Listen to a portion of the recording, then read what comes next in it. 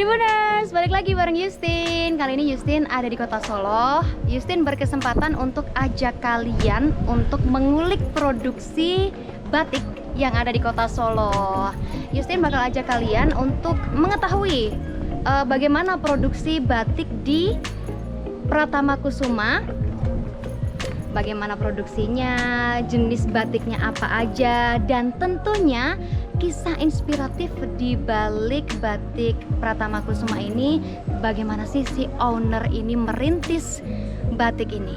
Kita cari tahu langsung ke pabriknya yuk. Sekarang Justin sudah ada di pabriknya di CV Batik Pratama Kusuma.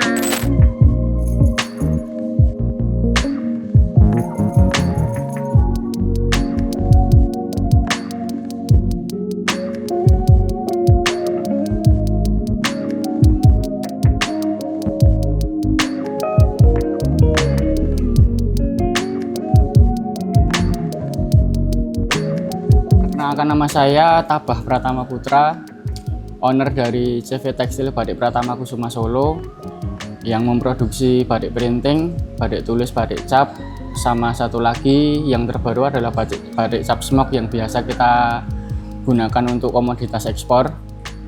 Kalau untuk waktu ini kami memiliki satu pabrik produksi, kemudian satu toko cabang dan satu gudang di kota Banda Aceh. Oke, Mas Tabah mungkin bisa diceritakan terlebih dahulu awal Mas Tabah merintis batik Pratama Kusuma ini sampai akhirnya kenapa memilih nama Pratama Kusuma sebagai nama pabriknya? Ya, yang pasti karena pertama adalah nama saya sendiri, Mbak, yaitu Batik Pratama itu kan saya rintis tahun 2019. Sebenarnya dari tahun 2015 itu sudah ada, tapi pada waktu itu karena saya posisi masih kuliah di Jogja, jadi pada waktu itu awalnya hanya untuk sampingan, Mbak, seperti itu. Nah, ketika tahun 2019 ketika saya mulai lulus kuliah, dan kebetulan pada waktu itu kita dihadapkan, mungkin semua tahu ya, karena pandemi COVID. Karena pas di tahun itu memang mungkin sulit-sulitnya kita buat cari kerja, makanya sedikit demi sedikit usaha ini saya rintis kembali, saya jalankan kembali. Jadi sebenarnya kalau bisa dibilang bukan sebuah kebetulan, tapi memang saya sendiri pun secara pribadi memang sedikit tidak menyangka kalau misalkan apa yang saya rintis mungkin bisa sampai sejauh ini, membawa saya untuk berkembang sejauh ini, seperti itu. Itu tahun kapan Mas awal mula Mas Tabah merintis batik Pratama Kusuma ini sendiri? Kalau awal merintis sebenarnya, Mbak, itu dari 2015 itu tadi. Tapi untuk benar-benar kita all out dalam artian mulai benar-benar menggawangi, mulai dari manajemennya, mulai dari pemasaran, mulai dari produksi dan lain-lain, itu kita mulai dari tahun 2019, Mbak. Cuman waktu itu 2019 sampai tahun 2021 itu kita posisinya masih untuk produksinya kita masih tempah, Mbak. Jadi kita belum produksi sendiri. Ada beberapa pabrik produksi yang menjadi penopang kita. Ada yang di Sragen, kemudian ada yang di Sukoharjo beberapa, ada juga yang di Mojolaban. Dan awalnya memang pada waktu itu kita hanya mengandalkan sistem pemasaran door to door, Mbak. Jadi dari pintu ke pintu, dari toko ke toko, dengan cara ini seperti biasa, Mbak, maksudnya menawarkan produk seperti sales begitu. Tapi seiring berjalannya waktu, ketika saya melihat di tengah pandemi, pas ketika di lain mungkin untuk bidang usaha yang lain sedang menurun, kenapa justru usaha yang saya rintis ini malah naik begitu. Makanya di tahun 2022 ketika mungkin sudah ada sedikit modal untuk mulai produksi sendiri, saya membangun pabrik ini, Mbak. Pabrik ini berarti di tahun 2022? Iya. Ini pabrik ini saya bangun tahun 2022 dan mulai produksi sampai hari ini. Jadi kalau pabrik ini sendiri kita berjalan baru 2 tahun. Belum sampai yang 5 tahun lebih atau 10-an tahun belum. Jadi benar-benar produksi itu kita benar-benar baru mulai 2 tahun ini. Begitu. Untuk produksinya sendiri, Mas, ini full di pabrik sini ya, dari awal proses dari kain mori sampai finishingnya di pabrik ini? Iya, kalau untuk sebenarnya kalau untuk jenis produknya sendiri, kita yang paling unggulan kan batik printing, Mbak. Kalau untuk lokasi produksi kita sebenarnya ada 3 tempat. Ada 3 tempat. Iya, yang satu di Mojolaban, yang satu lagi di Seragen, yang satu lagi di sini. Tapi kalau untuk proses mulai dari pemilihan bahan baku, kemudian pembuatan desain, kemudian proses fiksasi, finishing, quality control, sampai pengiriman semuanya dilakukan di sini begitu.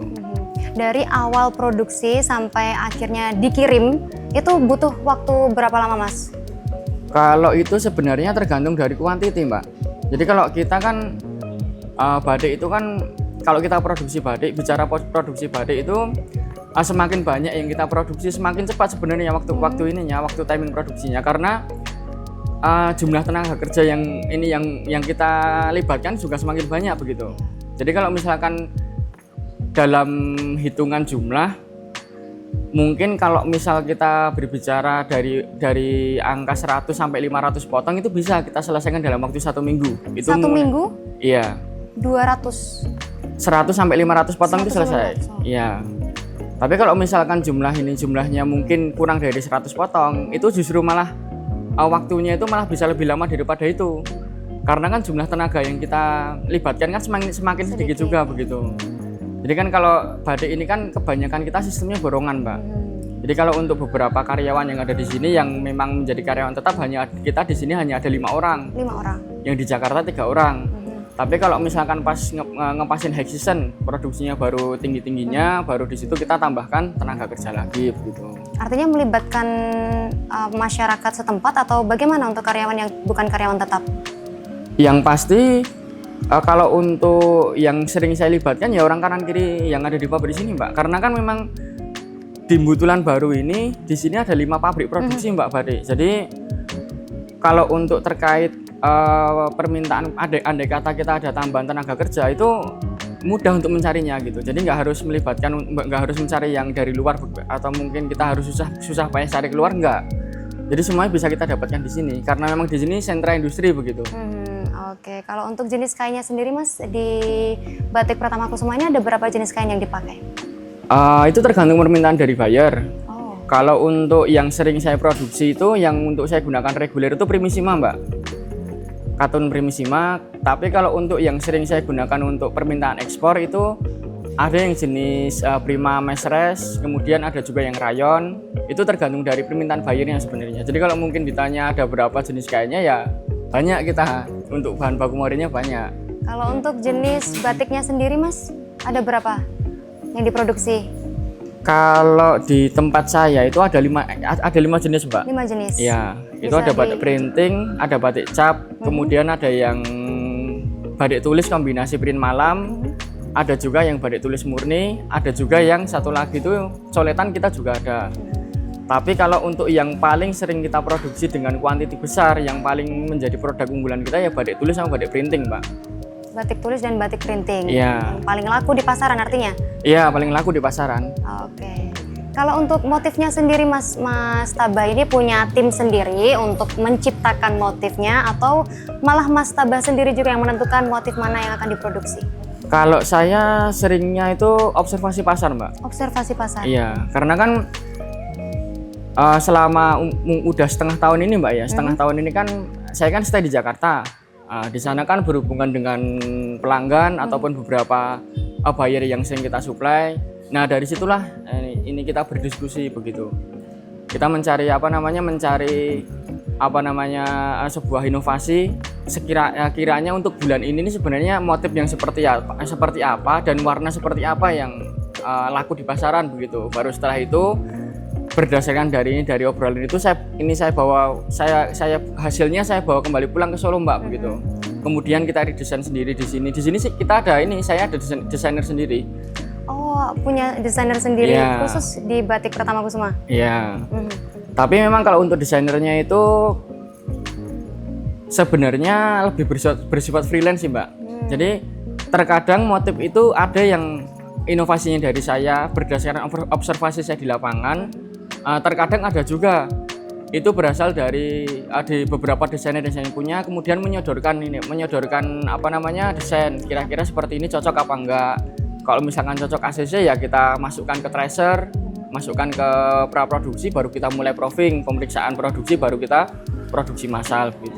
Artinya Batik Pratama Kusuma sendiri juga masih mengikuti tren pasar ya? Itu pasti Mbak, karena kalau bisnis nggak mengikuti tren pasar ya kita nggak bisa bergerak Mbak. Betul sekali, tapi apakah dari Batik Pratama Kusuma sendiri punya ciri khusus yang masyarakat awam mungkin akan mengenalinya lebih tahu nih punya Batik Pratama Kusuma nih, kayak gini gitu? Kalau untuk ciri khusus ya Mbak, itu kalau menurut kesimpulan saya selama ini ya, pengamatan saya selama ini tergantung dari daerah mana dulu Mbak. Karena selama ini memang ada 3 provinsi yang paling besar menjadi tumpuan pemasaran kita Mbak. Yang pertama itu di Jawa Timur, khususnya Surabaya. Yang kedua DKI Jakarta, yang nomor 3 Banda Aceh sama Medan, Sumatera Utara. Nah, jadi kalau misalkan saya ditanya untuk ciri khas khusus, kalau misalkan saya berbicara di Jakarta, untuk Batik Pratama sendiri terkenal di Jakarta karena batik tulis tapi yang Prada Mbak, Prada tulis begitu. Tapi kalau untuk yang di Jawa Timur itu kebanyakan kita printing. Dan motifnya di sana kebanyakan motif abstrak begitu. Kalau untuk yang di Banda Aceh sendiri paling banyak di sana itu motif yang ciri khas dengan kedaerahan seperti motif rencong, motif pintu Aceh. Pokoknya sesuai dengan ini permintaan, menyesuaikan dengan permintaan pasar yang ada di sana. Berarti menyesuaikan daerahnya. Masing-masing. Oke. Kalau untuk harga sendiri Mas, harganya itu menyesuaikan bahan baku, jenis batiknya atau jenis kainnya? Kalau yang pasti kita melihat dari kualitas Mbak. Dari kualitas. Harga itu kita tentukan dari kualitas. Karena memang batik ini kan memang pengrajin batik ini kan banyak Mbak. Jadi kalau untuk harga sendiri itu sebenarnya setiap pengrajin pasti memiliki patokannya sendiri begitu. Jadi nggak bisa disamaratakan. Tapi yang pasti kalau di tempat saya memang salah satu alasan ketika saya membuka harga itu yang pertama kali saya jadikan acuan adalah dari kualitas produknya kita. Mulai dari pemilihan bahan baku morinya itu kan dari katun primissima, kemudian kualitas obat Desta Fremasolnya, dan sampai finishingnya sendiri pun kita nggak seperti kebanyakan pengrajin batik yang lain begitu. Kalau yang lain kan kebanyakan mungkin khususnya di Solo ataupun di Jogja ini kan kebanyakan finishingnya itu kan fiksasinya menggunakan steam, menggunakan uap steam kan. Kalau di kita enggak Mbak, kita menggunakan water glass dengan BI 50. Jadi kita kalau untuk kualitas memang kita berani jamin, makanya alasan penentuan harga itu berdasarkan dari kualitas yang kita berikan begitu. Apa keunggulan Mas menggunakan water glass sendiri? Yang pasti kualitas dari warna itu sendiri Pak. Jadi warnanya itu kalau misalkan kita menggunakan mesin uap steam itu tadi, ketika pencucian itu pasti muntah warnanya itu banyak. Bahkan ada beberapa kasus saya sendiri pun di sini di pabrik saya juga ada. Hanya untuk riset aja sebenarnya itu. Saya bandingkan dengan water glass itu kalau misalkan kurang lebih persentasenya kalau kita menggunakan water glass itu muntah warnanya ketika fiksasi itu hanya sekitar 7-10% lah paling banyak. Tapi kalau pakai uap steam itu terkadang beberapa color, beberapa dye-stuff itu ada yang sampai 30% dan bahkan ada yang 40%. Lah itu kan mempengaruhi dari hasil akhir begitu. Dan yang pasti ketika barang sudah selesai produksi, seiring berjalannya waktu produk itu dipakai Mbak. Kalau saya selalu sampaikan ketika saya di meeting dengan buyer ataupun saya bertemu dengan pelanggan ditanya soal kualitas, saya pasti sampaikan, saya berani jamin Pak atau Bu ini batik yang saya produksi 3 tahun pertama tidak akan terjadi penurunan warna. Karena kenapa? Karena dari segi finishing saya berani jamin kita gunakan water glass, bukan gunakan uap steam begitu. Jadi kalau untuk perbedaannya paling mencolok sendiri di situ. Jadi yang pastinya itu terletak pada ketajaman sama kuncian warnanya Mbak yang paling membedakan. Berani menjamin kualitas. Tapi kemudian apakah itu juga menyesuaikan dengan perawatan dari yang punya sendiri Mas? Oh maksudnya perawatan pemakaian begitu? Betul. Kalau perawatan pemakaian menurut saya semua batik harus diperlakukan dengan sama Mbak. Maksudnya ya kalau memang kita ingin batik yang kita punya itu awet, ya sebisa mungkin jangan dicuci menggunakan mesin cuci begitu. Atau mungkin bisa jangan digunakan deterjen tapi menggunakan cairan lerak namanya.